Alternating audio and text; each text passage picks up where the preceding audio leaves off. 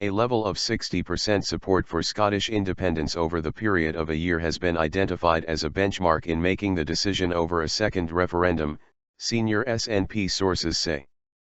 The figure is a trigger point, but will not be publicly acknowledged, sources told the BBC's John Pienaar.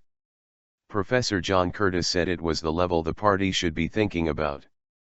An SNP spokesman said there would only be a second referendum if there was clear evidence of a shift of opinion. SNP leader Nicola Sturgeon will not be drawn on whether a second referendum will take place while she is in charge.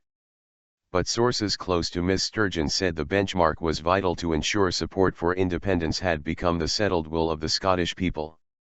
6 months of polls won't be enough, said a senior SNP figure, involved in the discussions. Barrage of attack. Speaking on 5 Lives Pienaar's Politics, Professor Curtice, who is president of the British Polling Council, said, "It's entirely the kind of benchmark they should be thinking about.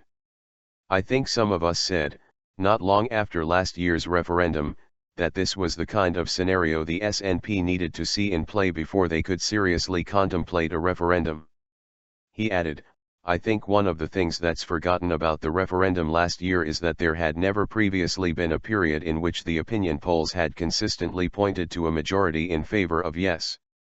There really isn't much point in the SNP holding a referendum until it's clear that there is a majority, a sustained majority, in favor of doing so, because otherwise the serious risk is loss. Why 60%?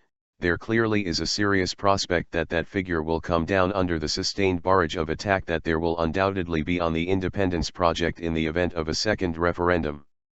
An SNP spokesman said, "As the FM set out, there will only be a second referendum on independence if there is clear evidence of a shift of opinion. The far more urgent question is whether the UK government will honour the vow by strengthening the Scotland Act, and the unnecessary ideological austerity drive that is hurting low-income households and act to protect Scotland's place in the EU. Clear evidence." On Thursday, Ms Sturgeon told the BBC that even a thumping win at next year's Scottish elections would not be enough to push for a second referendum. Earlier, she had opened her party's Aberdeen conference calling on those against independence to vote SNP. In an interview with the BBC's political editor Laura Kinsberg, Ms Sturgeon said the timing of a referendum vote would be down to whether I judge, that people who voted no last year have changed their minds. And during her speech at the conference on Saturday, she reiterated that a second independence referendum would only come when the time was right. She said the time for another Scottish independence referendum would be when there is clear evidence that opinion had changed and the majority of people in Scotland wanted it. She added, "Independence matters and we will never waver in our commitment to it.